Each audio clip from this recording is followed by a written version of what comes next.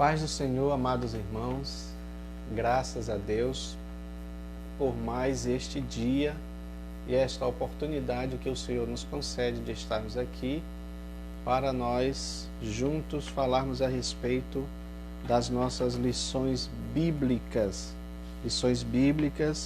que neste trimestre está abordando os princípios divinos em tempos de crise, reconstrução de Jerusalém e o avivamento espiritual como exemplo para os nossos dias. Eu gostaria de saudar todos com a paz do Senhor Jesus, dizer para você compartilhar este link, também mandar suas observações sobre o que vai ser estudado, sobre o que nós estamos estudando aqui, e de forma que você possa interagir, que você possa também dar a sua opinião, mostrar o que você tem até mesmo feito, acompanhando com os nossos gráficos, usando os nossos gráficos, que tem sido, eu acredito, uma bênção para a vida dos irmãos, como tem sido para a minha vida, porque afinal de contas eu também utilizo os gráficos, né? Então, graças a Deus. Meus amados, a nossa lição, como eu coloquei, ela é o ponto máximo aqui. Essa lição, para mim, lição de número 11, é o ponto máximo desse estudo, desse trimestre. Porque, como temos falado, esta lição, ela trata de reconstrução, trimestre, né? Todo fala sobre a reconstrução. Aí, novamente, nós temos que fazer menção aqui da reconstrução do altar, da reconstrução do templo, mas a reconstrução mais importante que precisava acontecer era exatamente a reconstrução espiritual da nação de Israel. E aí, essa palavra reconstrução, ela também está diretamente relacionada com avivamento. Então, as duas palavras-chave é reconstrução e avivamento, tá bom? Então eu peço a você aí que possa divulgar, dar as suas considerações, fazer as suas perguntas. Estamos aqui com um outro celular para nos dar esse suporte, né? Então, se você tiver aí algum questionamento a fazer, alguma colocação, venha conosco, tá bom? Para a gente participar junto. Meus amados, a lição é de número 11. Eu apenas fiz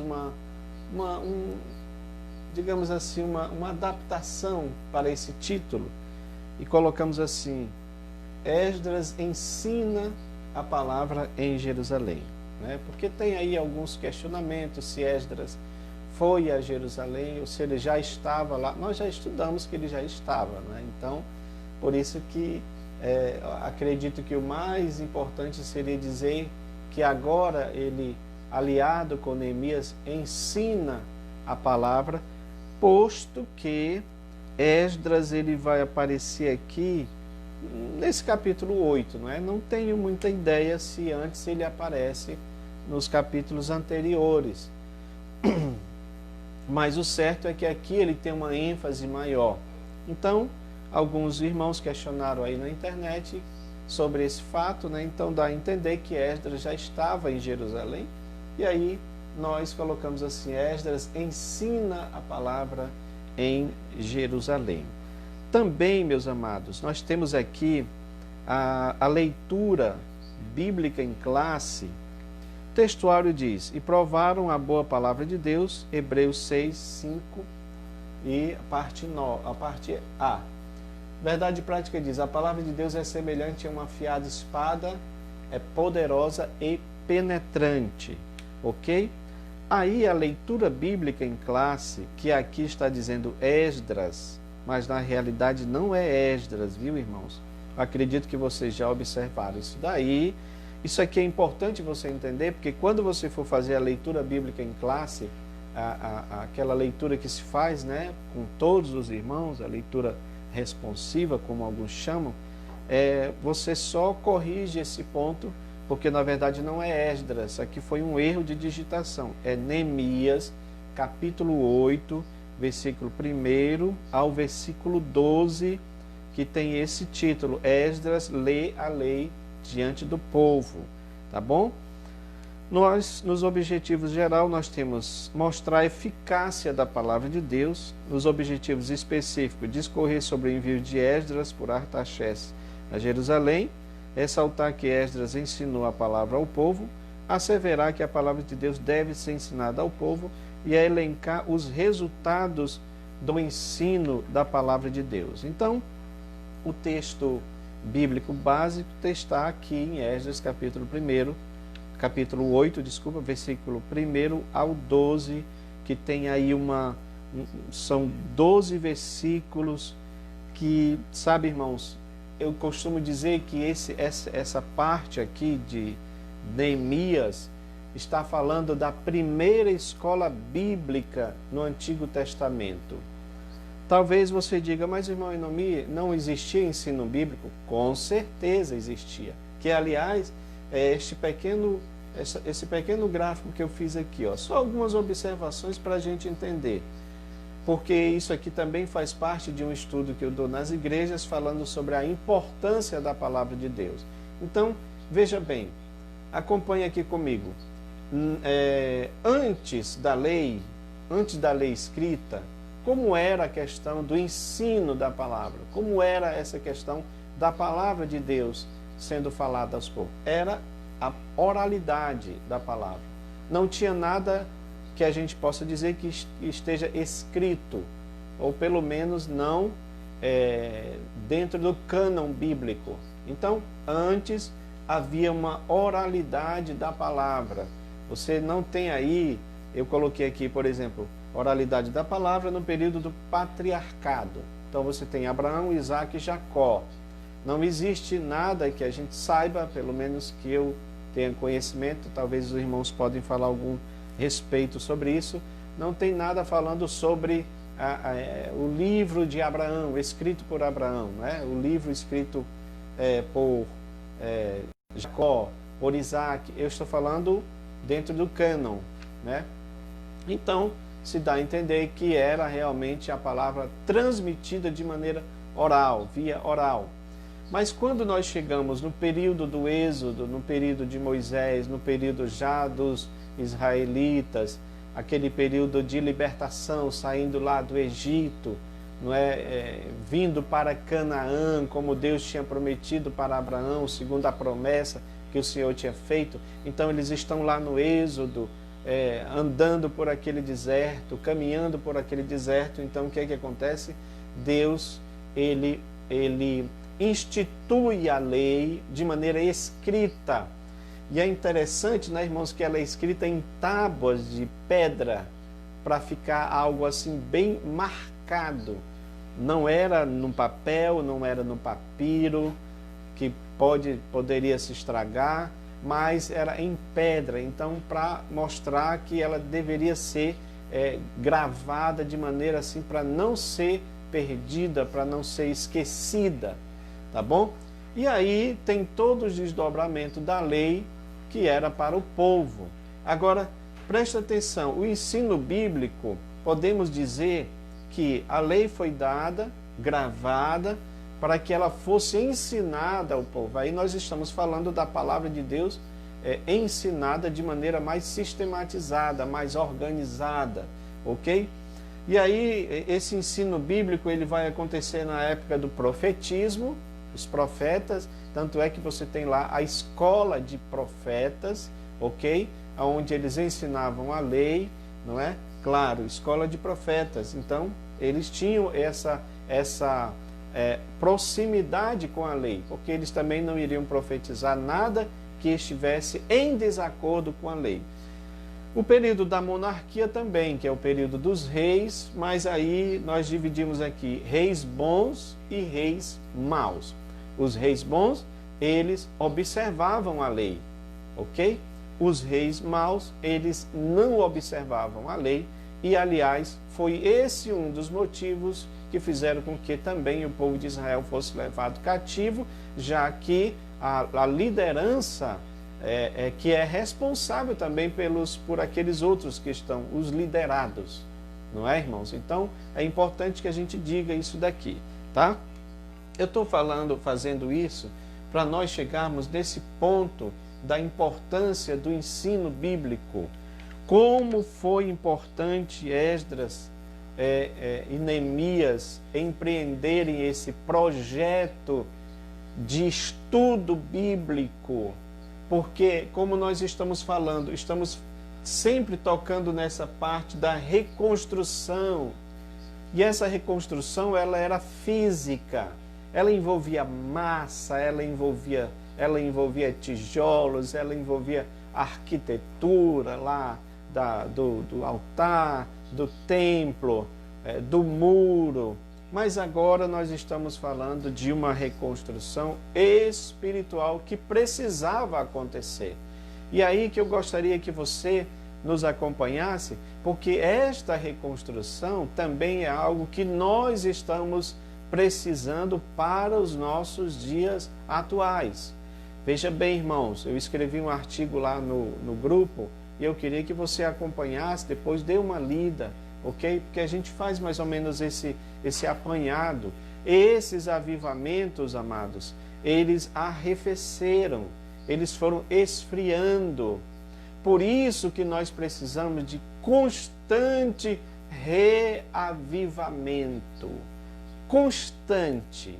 Se você vê Atos, também aconteceu a mesma coisa, ok? Então, eu só estou dizendo da importância de nós nos apegarmos à palavra de Deus como esta mola propulsora para o avivamento, visto que nós estamos presenciando por aí muita coisa, muitos movimentos, muitos moveres, muitas coisas, inclusive, que estão misturadas com misticismo, mas que não é, de fato, avivamento.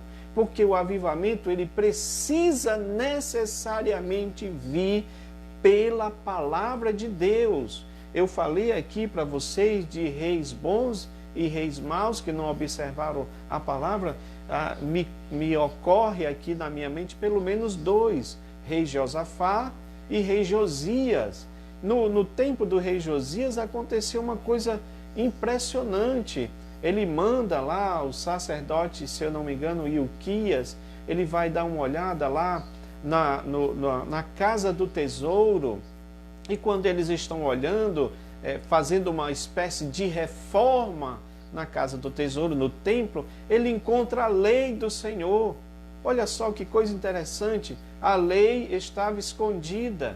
E eu sempre mostro uma imagem para ilustrar isso aí, de uma Bíblia empoeirada. Por quê?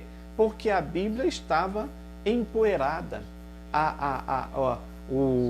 O pergaminho da lei do Senhor estava empoeirado, estava lá intocado, estava escondido, porque não havia observância da lei. A prova disso é que quando aquele sacerdote leva a lei para Josias, ele lê a lei, e qual é a reação deles, irmãos? Ele rasga as suas vestes, porque ele identificou na leitura dele, especialmente em Deuteronômio 28, que provavelmente, diz os estudiosos, foi essa leitura que Esdras, fez aqui em Neemias.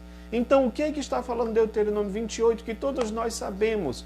Bênçãos e maldições em decorrência da observância ou falta de observância da lei de Deus. Ou seja, se atentamente ouvires a voz do teu Senhor, essas bênçãos te alcançarão, elas irão atrás de você. Você não vai, como diz o hino do Nani Azevedo, você não vai correr atrás de bênçãos, elas vão te alcançar, elas vão te seguir.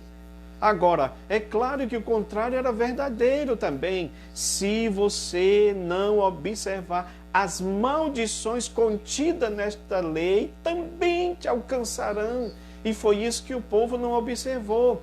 E foi isso que Josias, quando ele leu, ele rasgou as vestes, porque ele sabia, é como se ele tivesse aquele entendimento: nós estamos sob julgamento divino, irmãos. Neemias também, Esdras também.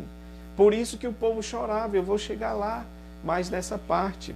Só que eu estou dizendo para vocês, o que eu estou tentando dizer para vocês, é que estes avivamentos que aconteceram sobre a égide, sobre a primazia da palavra de Deus. Nós vamos chegar lá. Eu quero entrar com vocês um pouco mais sobre isso. Então, meus amados, nós temos aqui 4 pontos. Primeiro, Artaxerxes envia Esdras. Segundo ponto, Esdras ensina a palavra ao povo. Terceiro ponto, a palavra de Deus deve ser ensinada. E quarto ponto, resultados do ensino da palavra de Deus. Ok? E aí, no primeiro ponto, os judeus sob o domínio dos persas. Eu acredito que nós já falamos tanto sobre isso que não tem muito, a não ser que você queira fazer um apanhado histórico, e aí você vai inserir esse ponto aí. De fato, os judeus estavam sob o domínio dos persas, que anteriormente eram os babilônicos, né? Fazendo parte daquela profecia de Daniel, da estátua, onde cada um ia dominando sobre o outro, né? Babilônia, Medo Persa, Alexandre o Grande com a Grécia e depois o Império Romano. Aconteceu exatamente como estava lá da palavra de Deus. E aí nesse ponto 2 é aquele que os irmãos estavam falando, o envio de Esdras a Jerusalém para ensinar a lei do Senhor. Ok? Mas assim, irmãos, eu gostaria muito de me basear nesse gráfico aqui. Por quê, meus amados?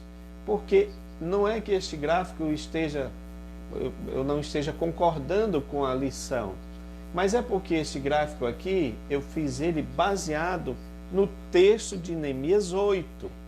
Então, evidentemente, o que nós vermos aqui, também nós vamos ver aqui no que está na lição. Tá bom? Eu não quero que os irmãos achem que isso é algum outro tipo de algum pensamento diferente que os irmãos tenham. Eu vejo isso como subsídios a mais. É bom que você, como professor, sempre leve ao seu aluno um subsídio a mais. Esse outro gráfico aqui é basicamente o mesmo deste, só que este aqui ele está organizado desta forma, não é? Sobre esses pontos de 1 a 8. Então ele começa ali, olha, falando: o povo se ajunta para pedir a leitura da lei por Esdras. Nós vamos falar sobre isso aqui. Segundo, quem são os alunos? Porque eu estou dizendo para vocês que é a primeira escola bíblica em Neemias. Ok, irmãos? Então, quem são os alunos? Crianças, jovens, idosos. Qual era o local onde eles estavam estudando?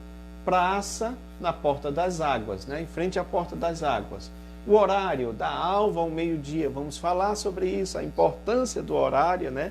Como eles tinham essa disposição para estudar a palavra de Deus desde a alva ao meio-dia. Quem eram os professores dessa escola bíblica? Esdras, que era o superintendente, aqui para nós, superintendente, né? Para alguns estados é superintendente, aqui para nós é coordenador de EBD. Então Esdras era o coordenador de EBD, ok? E havia ali 13 auxiliares, professores, juntamente com os levitas, para ensinar a lei, visto que era muita gente, né? Muita gente, era uma multidão, ok? Qual era a metodologia? Ensino expositivo da lei mosaica. Presta atenção, não era pregação, como nós vemos nos dias de hoje. Uma ênfase maior à pregação, e eu não estou dizendo que não deve haver pregação, mas o que eu estou dizendo para vocês é que antes a ênfase maior era no ensino. E em Jesus você vê também a ênfase maior no ensino bíblico. No ensino bíblico, ok? Qual era a metodologia? Ensino expositivo.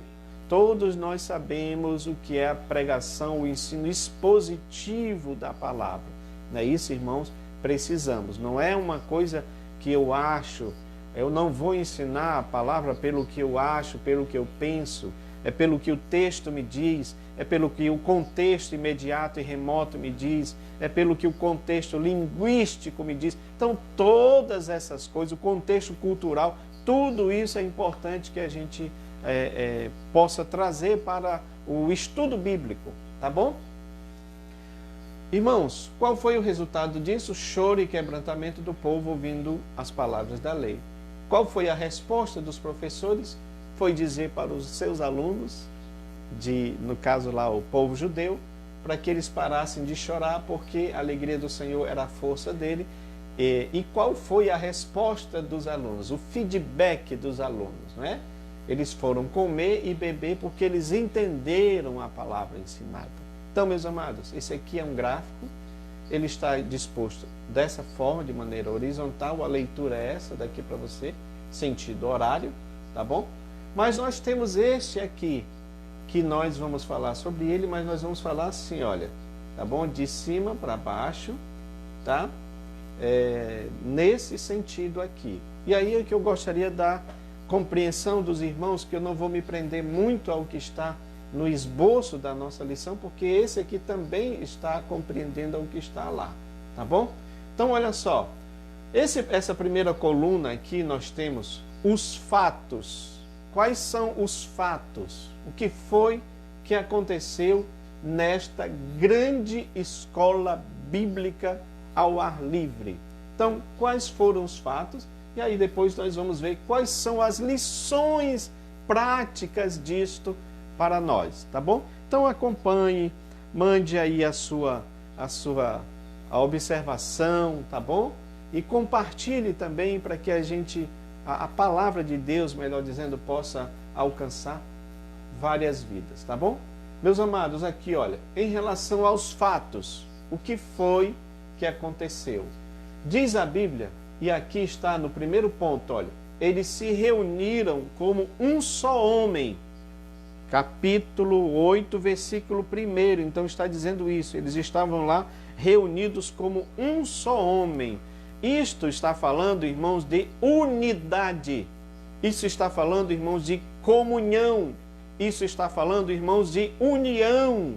Agora, especificamente no caso deles, o que é que acontecia aqui? Vocês sabem, 12 tribos. As 12 tribos estão espalhadas ao entorno de Jerusalém. Não é isto? Então, isto nos faz remontar um pouco ao Salmo 133. Ó, quão bom e quão suave é que os irmãos vivam em união. Por que isso, irmãos? Porque esta união está falando deste ajuntamento do povo.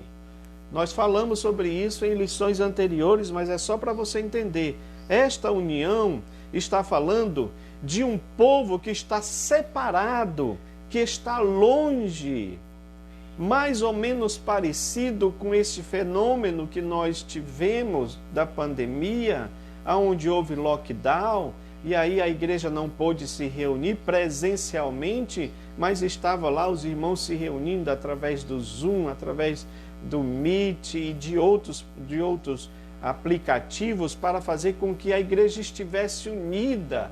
A diferença aqui é que não havia essa tecnologia, mas eles saíam das suas tribos, eles saíam das suas localidades, e eu estou falando isso referência ao Salmo 133. Então eles saem das suas localidades para se reunir em torno de Jerusalém. Tanto é que este salmo é conhecido como aquele salmo de romagem ou salmo de procissão. Não é isso que é quando os judeus estão vindo para adorar a Deus em Jerusalém. Então, escute bem, eles estão lá, o muro já foi reconstruído, o altar, o templo já está reconstruído, mas agora eles estão se juntando, se aglomerando ali para adorar a Deus como um só homem. Então isso fala, irmãos, de unidade, tá bom? Depois a gente vai falar da parte da aplicação disso daí. Segundo ponto, eles pediram que fosse lido o livro da lei do Senhor. livro da lei do Senhor. Pediram que se lesse o livro da lei do Senhor, ok? No próprio capítulo 1, né, diz que eles, no versículo 1, diz que eles pediram que se lesse o livro da lei do Senhor. Por que isso? Porque eles não tinham contato com a lei. Nesse sentido, como nós temos essa facilidade hoje de ter a Bíblia reproduzida em vários idiomas e vários tipos de Bíblia, eles não tinham isso. Eles tinham o Pentateuco e eram poucas cópias, então eu imagino que provavelmente eles não tinham contato com a lei. Estava há muito tempo sem ter contato com a lei e agora eles estão pedindo para que a lei fosse lida, ou seja, interesse do próprio povo. Eles mesmos estavam interessados em saber sobre a lei do Senhor. Olha só que coisa interessante, né? Eles estavam interessados pelo ensino bíblico. Então, muito importante esse fato. Terceiro fato, Esdras reuniu um grupo de professores e levitas para ensinar a lei, traduzindo-a do hebraico para o aramaico. Veja bem, eles estão lá numa terra distante, de um idioma diferente, e provavelmente, claro, eles estão falando mais o idioma daquela nação do que o próprio idioma hebraico. Então era necessário que houvesse essa tradução, não é, do hebraico para o aramaico, para que eles pudessem entender melhor o que se estava sendo ensinado. Então o que Esdras faz? Ele reúne um grupo de professores capacitados, porque a Bíblia mostra que o próprio Esdras era um obreiro capacitado. Tanto é que dizem alguns estudiosos que Esdras, possivelmente ele pode ter sido aquele que fez a compilação do Antigo Testamento, aquele escriba que juntou, não é, o Pentateuco com os profetas. Alguns dizem isso, né, mas a gente não pode afirmar com certeza. Então, eu não vou entrar muito, isso é mais um debate acadêmico. Na faculdade lá nós estudamos sobre isso, né? Inclusive na construção do que ele chama de quiasma. O quiasma é uma construção literária que mais ou menos explica essa ideia de você começar um arco de história, não é isso? Para fechar. Então, eles dizem que o Neemias pode ter sido este que fez esse arco, que fechou esse cano, mas nós não podemos afirmar. Então, eu não estou aqui afirmando isso. O que eu estou afirmando é o que a Bíblia diz, que Esdras era de fato um obreiro preparado na obra do Senhor. E aí o que é que ele faz? Ele chama outros obreiros preparados para ensinar a lei do Senhor, que é o que nós devemos também atentar. Aquele que ensina, se esmere no ensino. A palavra de Deus diz sobre isso. Vamos falar sobre isso na parte da aplicação. Olha, outro ponto interessante, outro fato interessante. Esdras mandou construir um púlpito de madeira para facilitar a leitura da lei, que foi lida em voz alta. Em voz alta. É mais ou menos isso que está aqui na ilustração, irmãos. Olha, foi construído um púlpito de madeira para que ele pudesse estar numa posição mais alta. Imagino que isso facilitou para que a voz dele ecoasse, visto que, vocês sabem, só para uma questão de informação, nessa época não havia essa tecnologia, não é, de microfone. Então, é claro que eles tinham que usar o que eles podiam fazer para que a palavra pudesse alcançar mais pessoas. Eu acredito que a construção de um púlpito de madeira facilitava essa parte, ok, irmãos? Então, eles constroem um púlpito de madeira, como mostra aqui a ilustração, para que ele pudesse estar num lugar mais elevado, ok? Quinto fato importante, o tempo do estudo e leitura foi desde o amanhecer até ao meio-dia. Olha só, irmãos, eles estudavam 7 dias na semana, desde a alva, desde o amanhecer, provavelmente lá pelas 6 horas da manhã, até o meio-dia.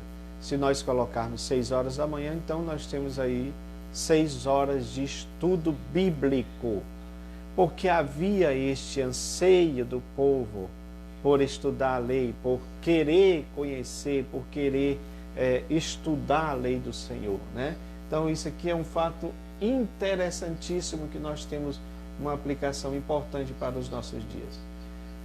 Outro fato que tem aqui no capítulo 8 de Neemias: o povo se colocou de pé para a leitura da lei.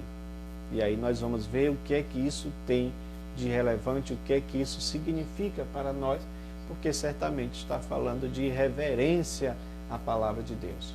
Outro ponto importante, outro fato importante do que aconteceu em Neemias 8. Os professores traduziam e interpretavam a lei de forma clara ao povo, ok? Além deles serem preparados, como nós já mostramos, eles tinham essa metodologia de falar de maneira clara ao povo, para que o povo pudesse entender aquilo que estava sendo ensinado, ok? Já que, como falamos para os irmãos, eles estavam falando outro idioma e provavelmente houve essa tradução, tá? Para que eles pudessem entender. Oitavo ponto aqui, oitavo fato. Neemias e Esdras disseram ao povo para eles não chorarem, mas voltarem para as suas casas, porque o povo estava chorando com a leitura da lei. Talvez eu até tenha esquecido de colocar esse ponto aqui, né? Que o povo chorava, por isso que nós também acrescentamos aqui. Aqui é o resultado: choro e quebrantamento. Eles choravam com a palavra da lei. Esse choro provavelmente pode ter sido ocasionado pelo que Deus falava que estava acontecendo em relação às bênçãos e maldições. Porque nós podemos até dizer, irmãos, que eles passaram por todo esse problema do cativeiro, pela inobservância da lei, porém agora eles estão fazendo o trabalho inverso. Eles estão observando a lei. Eles querem, de certa forma, ter algum compromisso com Deus através da lei. Então é claro que isso causou neles esse quebrantamento, esse choro em saber de tudo que eles passaram, provavelmente do que eles poderiam ter evitado se estivessem observado a lei do Senhor. Mas aí eles estavam passando por aquele processo que muitas vezes nós também passamos, e ali o choro foi essa forma de desabafo, digamos assim, não é? Que Deus permitiu que acontecesse, mas é claro que Deus não tem prazer que os seus filhos fiquem chorando todo o tempo. Então, tanto é que eles pedem ao povo para não chorarem mais, mas voltarem para suas casas. E aí, o nono fato aqui é que o povo volta aos seus lares para se alimentar, porque eles haviam entendido as palavras da lei. Ou seja, aquele estudo que foi dado ali, ele foi substancial para eles poderem entender o que Deus queria dizer, e aí então eles continuarem com suas vidas normais, agora observando a lei do Senhor. Ok, irmãos? Meus amados, quais são as observações ou as lições que nós aprendemos em relação a isso? Quais são as lições que nós aprendemos em relação a estes fatos? É isso que eu gostaria de entender aqui com os irmãos, para que a gente possa aplicar na nossa vida. Veja bem, primeira coisa, é preciso ter união se quisermos o verdadeiro avivamento. Agora nós estamos aplicando para nós, agora nós estamos trazendo para nós, porque toda exposição bíblica precisa haver aplicação prática para a nossa vida.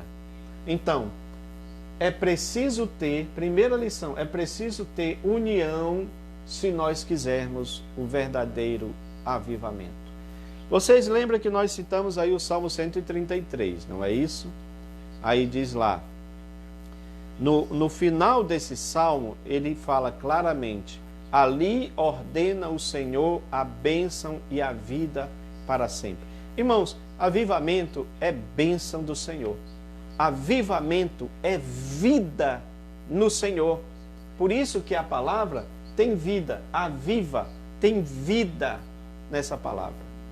Porque toda vez que há morte espiritual, deve haver um reavivamento. Na realidade, nós precisamos do avivamento sempre para não incorrermos na morte espiritual. Mas um dos requisitos, segundo a palavra de Deus, é a união. Um dos requisitos é a comunhão. Porque diz aqui, nós estudamos que eles se reuniram como um só homem. Mas o que às vezes a gente percebe é muita desunião no meio do povo de Deus. Perdoe falar, muitas vezes vindo até da liderança.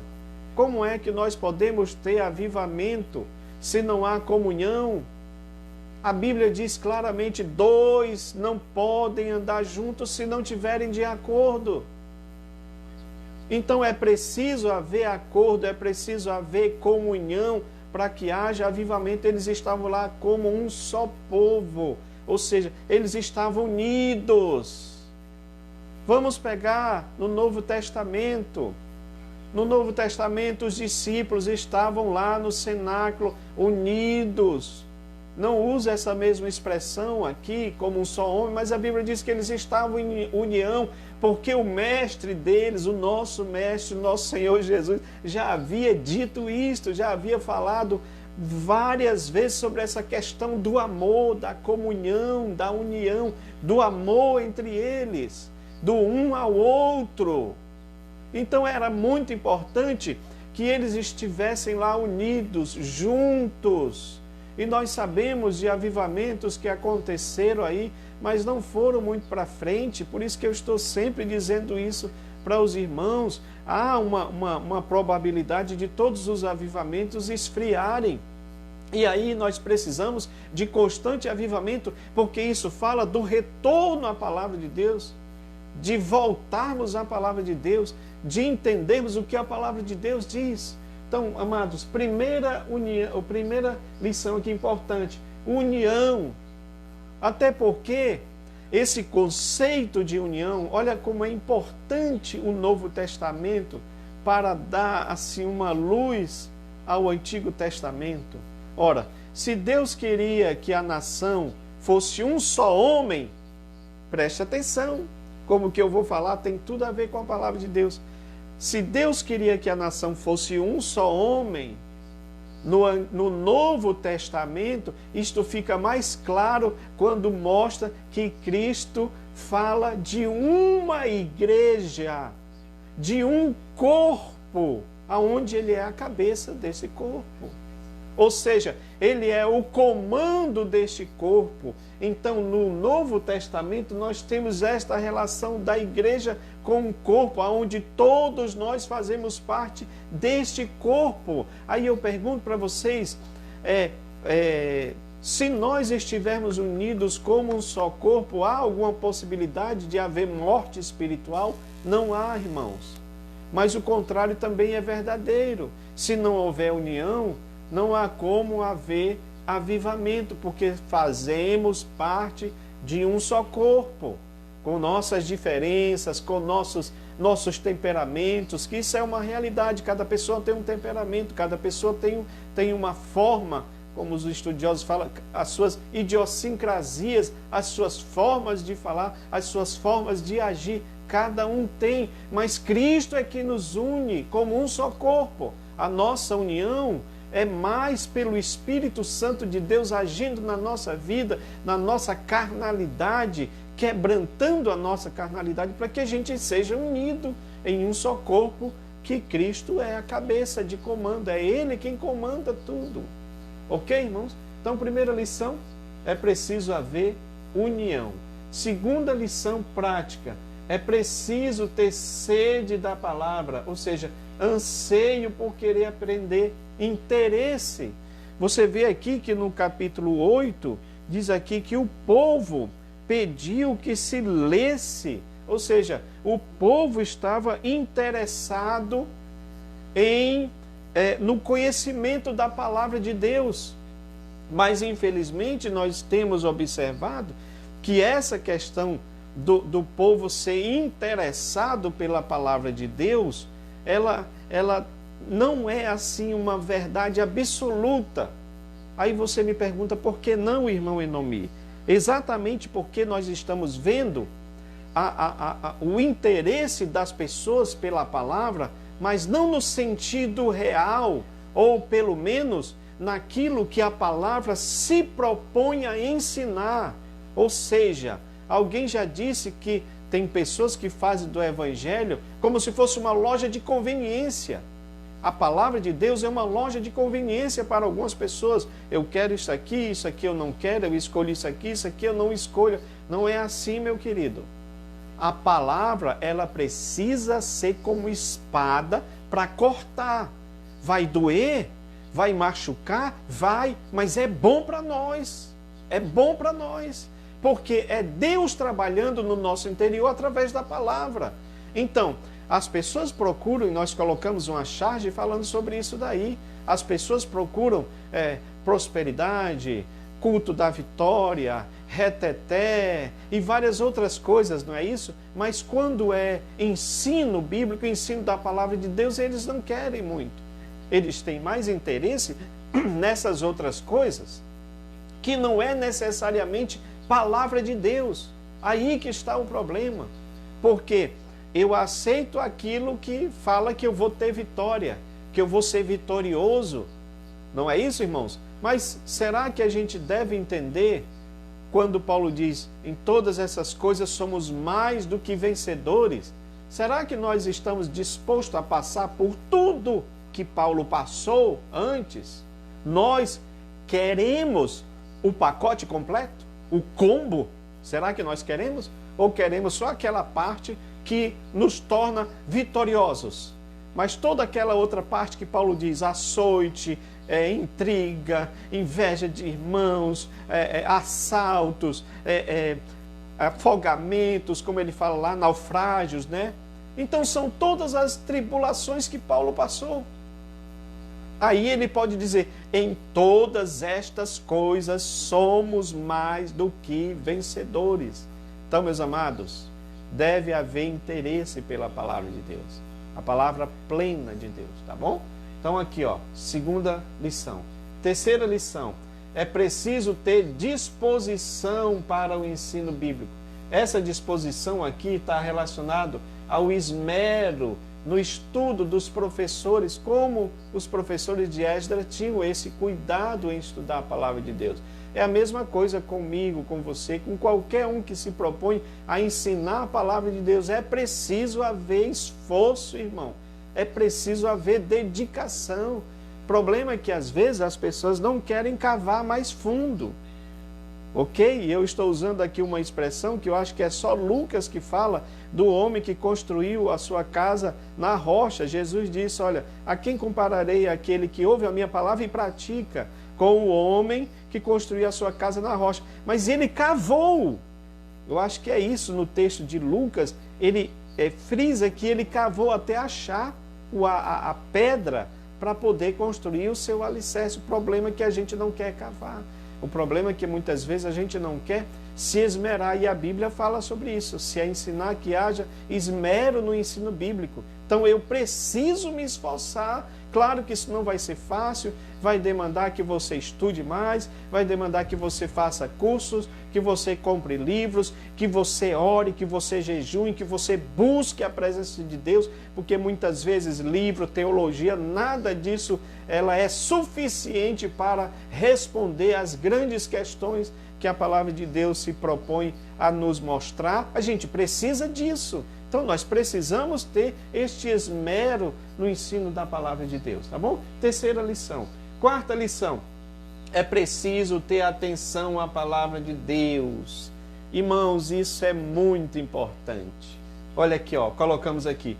Hoje há muito déficit de atenção e perda de foco quanto à palavra de Deus. Não é isso?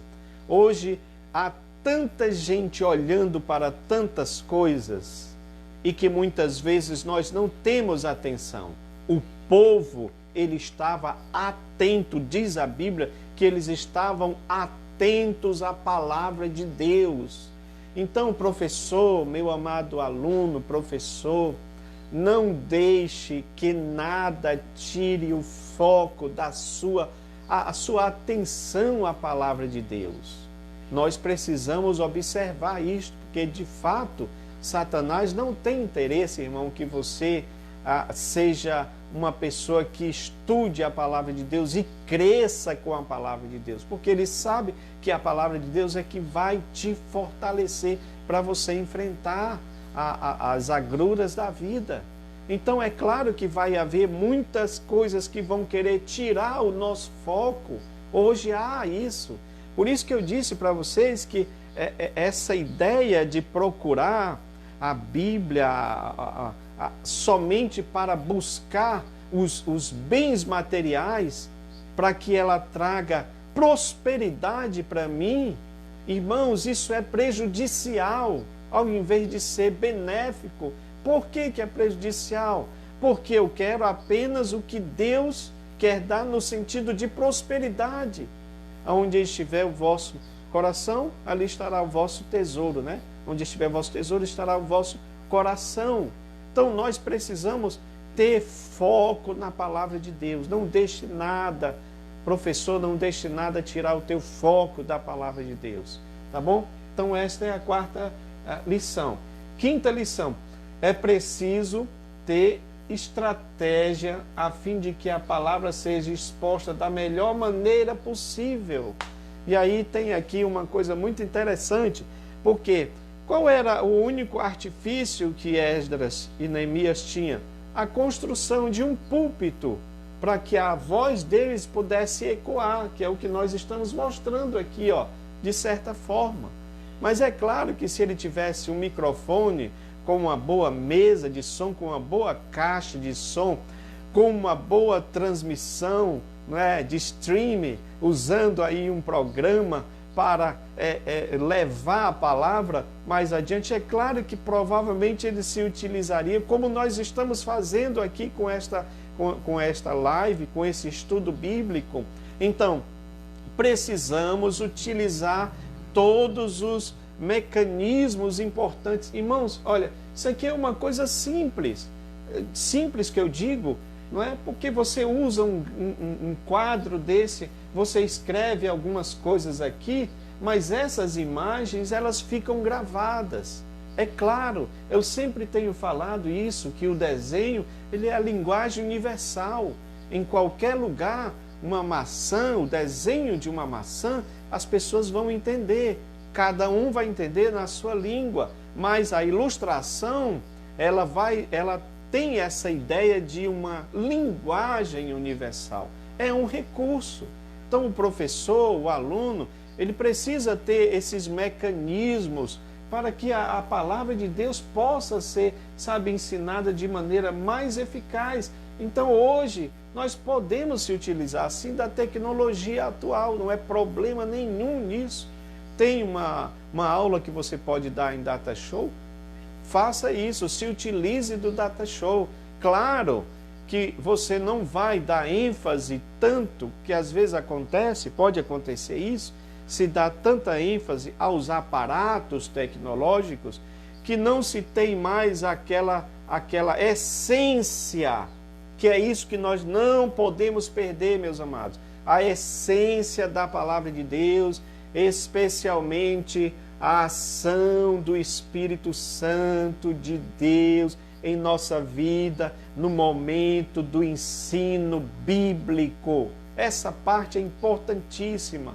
Você pode usar todos os recursos que você quiser, mas tenha em mente que a ação do Espírito Santo não pode faltar na nossa aula.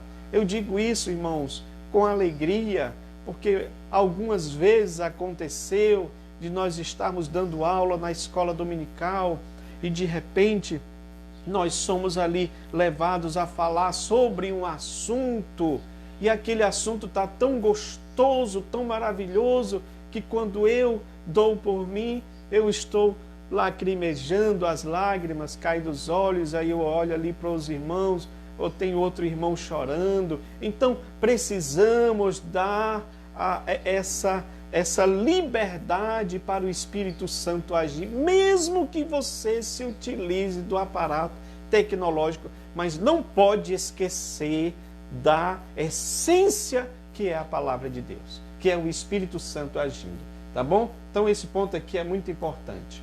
Olha, outro ponto, outra lição importante: deve haver disposição para ouvir ou estudar a palavra de Deus em relação ao tempo. Esse aqui é um pouco diferente daquele outro que eu falei aqui, do interesse, porque aqui eu coloquei aqui a questão do tempo. Então eles estavam de manhã, 6 horas, até o meio-dia, estudando a palavra de Deus. 6 horas de estudo bíblico, intensivão, como a gente chama, né, de estudo bíblico. Meus amados, às vezes a gente percebe que quando há esse desinteresse, porque os irmãos não conseguem aguentar, por exemplo, 1 hora de estudo bíblico. Você vai para a escola dominical e geralmente é 1 hora de estudo bíblico e você não consegue ficar ali sentado, tendo atenção, ouvindo a palavra de Deus. 1 hora apenas, irmãos. E os judeus estavam de 6 horas até o meio-dia ouvindo a palavra de Deus. Então, meu amado, eu quero dizer para você, é preciso haver essa disposição para ouvir a palavra de Deus. Precisamos disso, irmão. Precisamos disso, precisamos de nos dispor.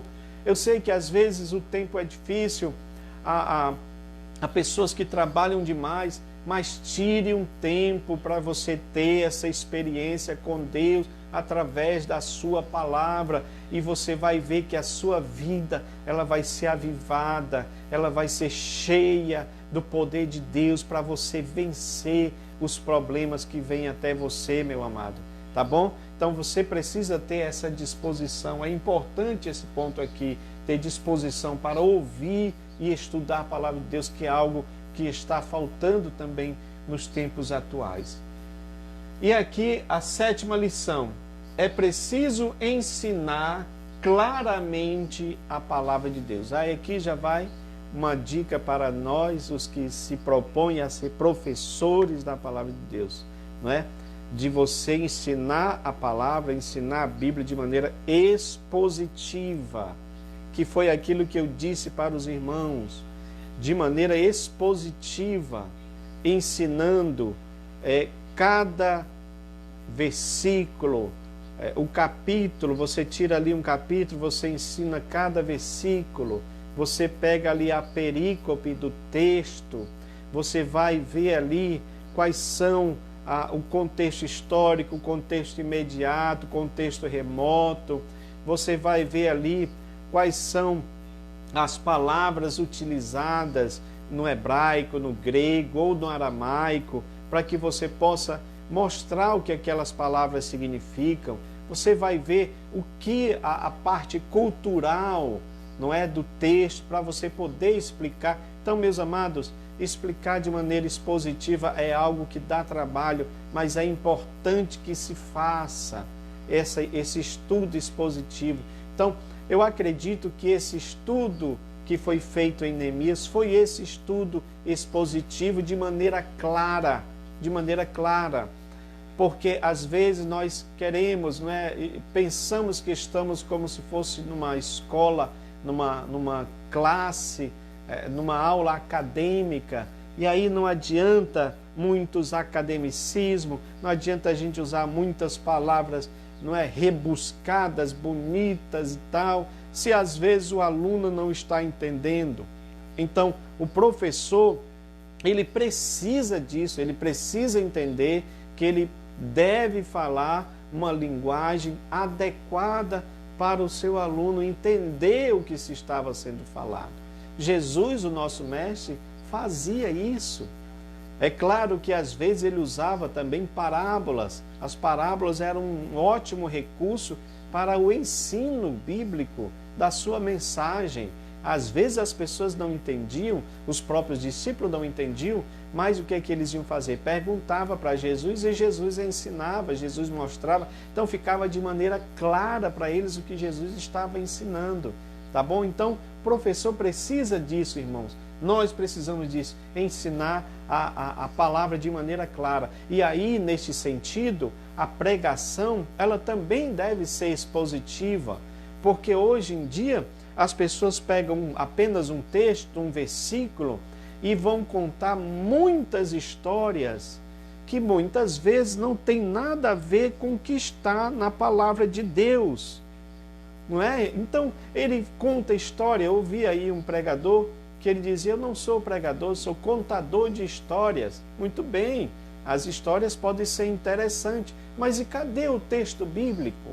Esse mesmo pregador, ele conta, isso eu ouvi numa pregação dele, ele dizer que a pregação dele, por ser muito pentecostal, né? Então Deus tinha dito para ele, teria dito para ele que era para ele pregar a palavra de maneira clara para o povo.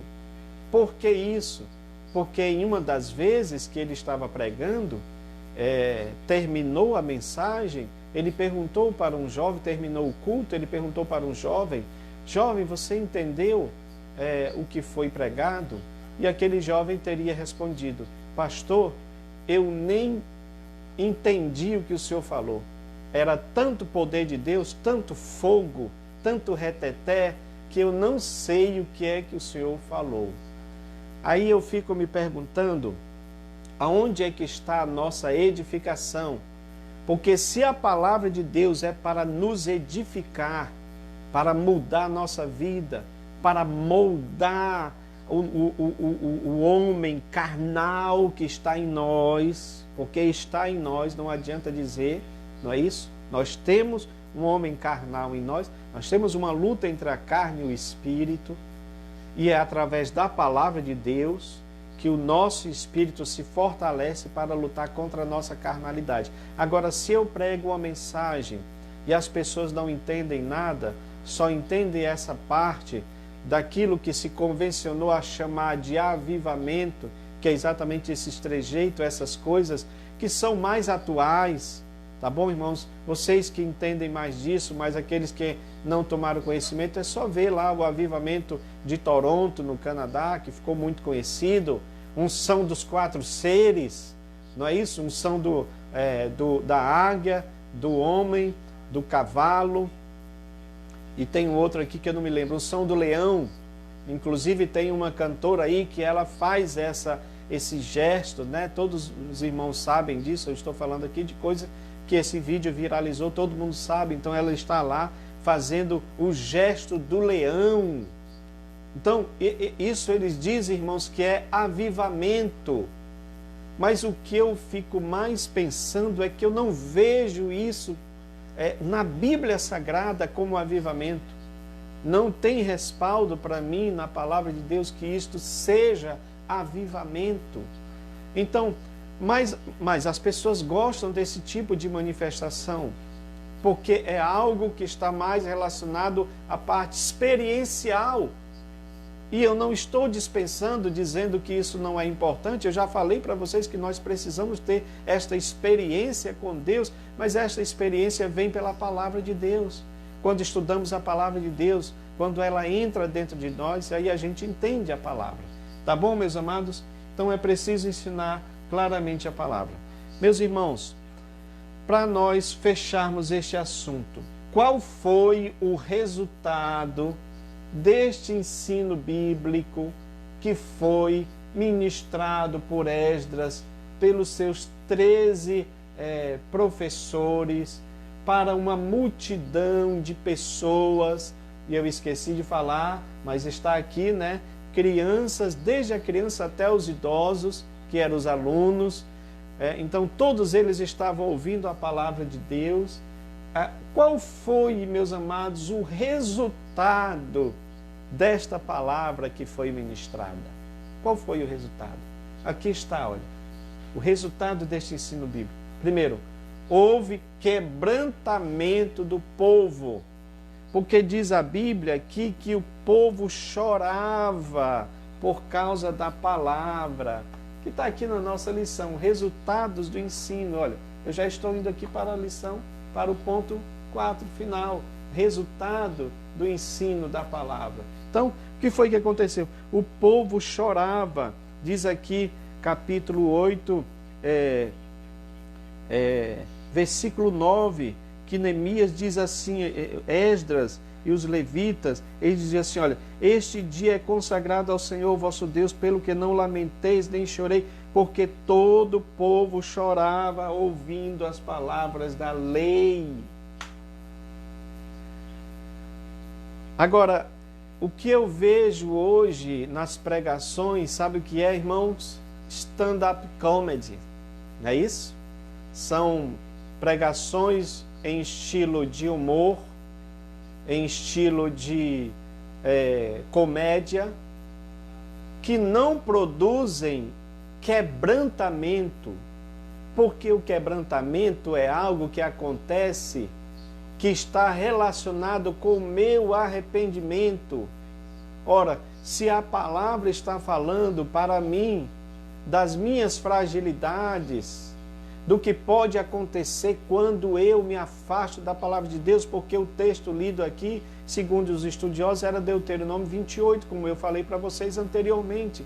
Então está relacionado à lei, às maldições, bênçãos e maldições. Eles estavam, de certa forma, sobre a maldição, porque eles tinham deixado de observar a lei. Então é claro que agora a palavra lida, eles foram entender que tudo aquilo que tinha acontecido com eles era porque eles tinham deixado de observar a lei de Deus. E eles começaram a chorar. Foi a mesma reação do rei Josias quando leu Deuteronômio 28. Ele rasga as suas vestes. Esse rasgar a veste está falando de quebrantamento, de arrependimento, porque eles sabem que estão sob julgamento divino. Nós temos aí, infelizmente, já passou para o Senhor, mas eu digo infelizmente para nós, né? Mas felizmente ele já está na glória com o Senhor. Pastor David Wilkerson tem mensagens importantíssimas sobre isso, sobre essa questão. Ele falando que pessoas, hoje, os pregadores se converteram nisso, né? Se converteram em comediantes, em contar histórias para entreter uma plateia e não para fazer a plateia chorar. Aí você pode dizer, mas irmão Enomi, isso está na Bíblia? Está na Bíblia. Tiago fala sobre isso. Converta-se o vosso riso em choro, em pranto. No Antigo Testamento também, relacionado ao que se estava fazendo, a Bíblia diz, Deus fala através dos profetas, pranteie os sacerdotes. Aqui é uma dica para os pastores, os líderes, chorem. Se for colocar nos dias de hoje, está para a liderança, chorem pelo que está acontecendo. Então, meus amados, a palavra de Deus precisa causar este impacto. Eu estava lendo um texto, se eu não me falho a memória, foi do grande evangelista Charles Finney, quando ele fala sobre isso, que estava pregando uma mensagem e a mensagem se relacionava ao fogo do inferno. Ele pregou 15 minutos aquela mensagem, e de repente diz lá o texto, a fala dele, o depoimento, que as pessoas começaram a cair dos seus bancos em pranto, em choro, em contrição, em arrependimento, chorando por causa da palavra de Deus que estava causando impacto neles. E o que foi que o Charles Finney fez? Se acalmem, porque vocês ainda não estão no inferno, ou seja, ainda há chance para vocês. Então, meus amados, nós precisamos voltar àquele início, onde a palavra de Deus era pregada e havia choro e havia quebrantamento. É preciso haver quebrantamento, meus irmãos. Professor, meu amado, qual foi a última vez que você chorou lendo a palavra de Deus? É tão importante, não é? Quando a palavra de Deus fala conosco. E é claro que esse choro necessariamente não quer dizer choro de tristeza, é um choro de alegria, embora esse que nós estamos falando é esse choro de tristeza pelo pecado. Então eles estavam entristecidos pela situação em que eles estavam acometidos. Então, meus amados, é preciso, principalmente com a atual situação da igreja evangélica brasileira, será que nós podemos nos alegrar? E aqui eu quero fazer uma crítica, presta atenção nisso que eu estou falando aqui. Será que eu posso me alegrar com um meme ou com uma piada que é feita em relação a uma senhora que é pastora, que é deputada, que é cantora, dona de igreja, que, segundo a polícia, foi a autora da morte do seu próprio esposo? Será que é correto nós acharmos graça disso? E tem crente que ainda compartilha esses memes. Isso não é para rir, irmãos. Me perdoe. Isso é para chorar, segundo a palavra de Deus. Por que chorar? Porque se está envergonhando o evangelho do Senhor. Você já viu quantas pessoas talvez se afastem do evangelho de Cristo quando vê esses exemplos? Então é motivo para a gente chorar, irmãos. Será que quando nós vemos casos de pastores que caíram em prostituição, em adultério, é para a gente rir disso? Claro que não, é para nós chorarmos. Será que nós podemos sorrir quando nós vemos casos de pastores e de crentes que se suicidam, que tiram as suas próprias vidas? É motivo para chorar? É motivo para rir, irmãos? Não, é para chorar. É para chorar, pedindo a Deus misericórdia, que venha ajudar o povo, que venha nos ajudar, que venha nos dar força para a gente continuar. Não é motivo para meme, não é motivo para piada essas coisas, irmãos. É muito triste. Então, olha só, eu coloquei aqui o resultado do ensino bíblico. Há um tempo de chorar, em tempo de sorrir. Aí colocamos aqui, quebrantamento é um processo para alegria plena, porque a Bíblia diz que com a tristeza do rosto, o coração se aformoseia. A Bíblia diz que o choro pode durar uma noite, mas a alegria vem ao amanhecer.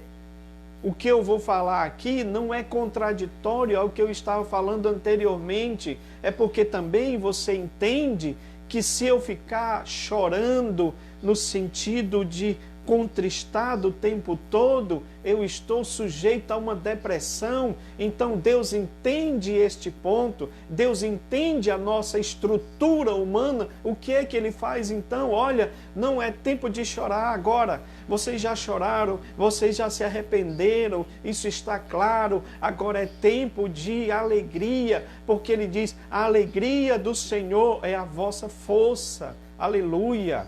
O que isso quer dizer? Que quando Deus nos dá a sua alegria, quando a alegria vem do Senhor para nós, porque a Bíblia fala, há tempo para tudo, tempo para chorar, tempo para sorrir. Então, quando passar o inverno, naquela linguagem lá de Cantares, passou o inverno, né? Agora é a primavera. Então a gente pede a Deus que também esse momento de tristeza passe para que haja a alegria do Senhor, porque quando Deus manda a sua alegria para nós, nós nos fortalecemos nele. Por isso que a alegria do Senhor é a nossa força.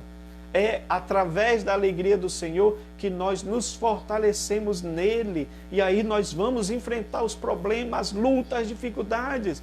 Eu sei que muito provavelmente alguns que estão assistindo aqui estão passando sim por lutas e dificuldades. Eu mesmo estou passando por uma luta muito tremenda aí. Mas sabe de uma coisa? A alegria que vem do Senhor, a alegria que eu recebo do Senhor através da sua palavra é a força que eu preciso para eu continuar, meu irmão. Aleluia! Louvado seja Deus. Então, olha só, há um tempo de chorar, há um tempo de sorrir. Este quebrantamento é quando o nosso coração fica contristado pelo pecado. Mas aí chega uma hora que Deus, Ele é aquele que passa o bálsamo. Aleluia! Eu gosto muito daquela palavra que diz que Deus é aquele que mata e dá vida, fere e sara. Então, se Ele fere, Ele também é aquele que passa o bálsamo. Aleluia! Precisamos do bálsamo do Senhor nas lutas que nós enfrentamos, senão a gente não consegue seguir em frente, meu amado. Tá bom? Glória a Deus. Terceiro resultado do ensino bíblico em Neemias, quando ensinamos claramente a entendimento da palavra, a introspecção da palavra. O que é introspecção? É eu pegar a palavra e colocar dentro de mim. É aquele princípio que o salmista diz: escondi a tua palavra onde, irmãos? No meu intelecto? Aonde eu escondi a tua palavra? No meu diploma de doutor em divindade? Não! Escondi a tua palavra no meu coração para não pecar contra ti. Quando Jesus falava para os discípulos, ele dizia algo parecido com isso. A palavra que eu falei está dentro de vocês. Dentro de vocês. Então, meus amados, desde o Antigo Testamento, o interesse de Deus. Eu vou mostrar aqui uma coisa para vocês entenderem. Você está vendo? Essa aqui é uma Bíblia. Essa Bíblia ela foi impressa em papel. Ela foi colocada, as letras foram colocadas, a palavra foi colocada no papel. Mas sabe de uma coisa? Deus diz para nós que Ele tem interesse que a palavra dele esteja escrita. Onde, meu irmão? No meu coração. É por isso que o salmista dizia isso. Eu escondi, a tua palavra está oculta, está escondida no meu coração. E para quê? Para que eu não venha pecar contra ti. Porque eu estou sujeito também à lei da carne, da carnalidade, do pecado. Mas a palavra de Deus, ela me mostra o espírito da vida que Deus me deu. Então, à medida em que a minha carnalidade vai querendo sobressair em mim, à medida que eu vou estudando a palavra de Deus e o Espírito de Deus vai pegando essa palavra e colocando dentro de mim, meu amado, eu vou tendo força contra o pecado, contra o mundo, contra o diabo, porque a palavra foi colocada dentro de mim. Os judeus, na época de Neemias, eles retornaram para as suas casas, porque a palavra de Deus estava dentro deles e eles entenderam aquilo que foi ensinado. Agora, meus amados, isso é uma coisa que deve acontecer apenas em um congresso? Isso é algo que deve acontecer apenas em uma live, em um estudo? Ou é algo que eu preciso diária e constantemente fazer como um exercício espiritual para a minha vida? É constante. Quando a Bíblia diz que ela é luz para o caminho, ela é lâmpada, eu preciso entender que eu estou caminhando em um mundo tenebroso. E este mundo, se eu não tiver a lâmpada, o estudo, se eu não tiver essa luz da palavra de Deus, eu não posso seguir adiante. Eu não tenho força para isso. Então, sabe o que acontece? Eles entenderam a palavra. E aí a palavra de Deus entrou dentro deles. Última lição. A poderosa exposição da palavra de Deus nos confronta e faz confessar os nossos pecados. Eu disse desde o início do estudo que o povo de Israel precisava de reconstruir os seus muros, o altar, precisava de reconstruir a sua o seu templo, mas eles precisavam de reconstruir principalmente a sua vida espiritual. E isto, irmãos, porque eles se afastaram da lei e começaram a fazer coisas erradas, principalmente contra o seu próximo.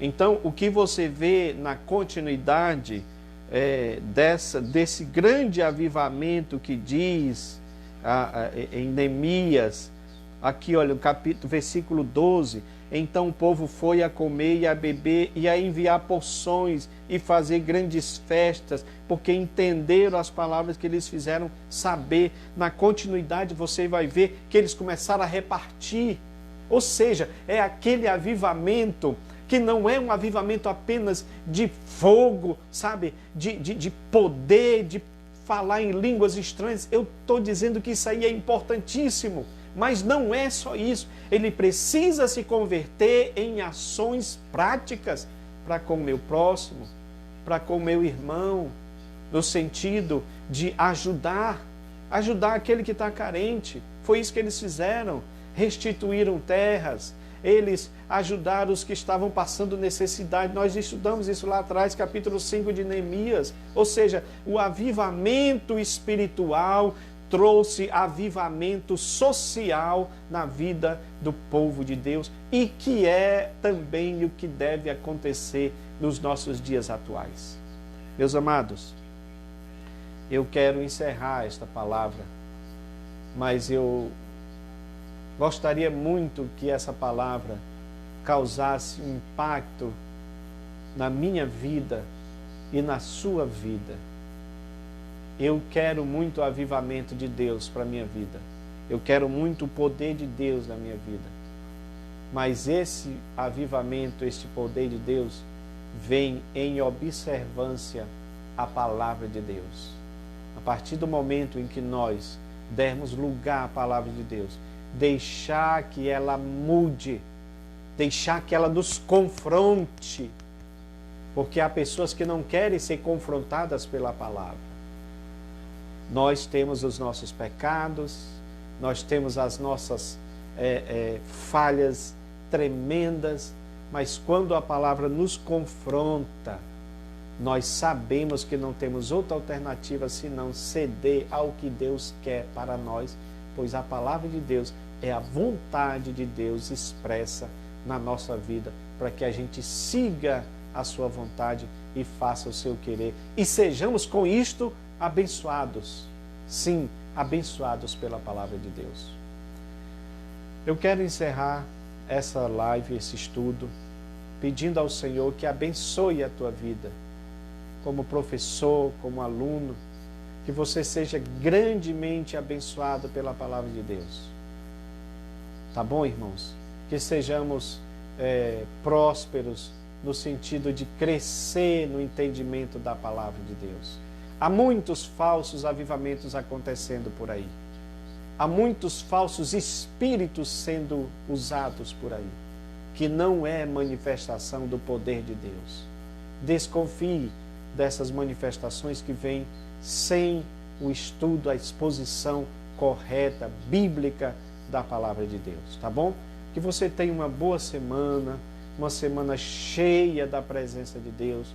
Continue orando por nós, pelas lutas que estamos enfrentando aí, tá bom? Pelos desafios que nós temos aí pela frente, por esse canal, esse grupo, o canal do YouTube, para que Deus dê o crescimento que Ele quiser dar, para que a palavra dEle possa ir aonde muitas vezes nós não podemos ir, tá bom? Então, Deus abençoe você e que Deus nos dê uma semana de vitória, em nome de Jesus. Amém.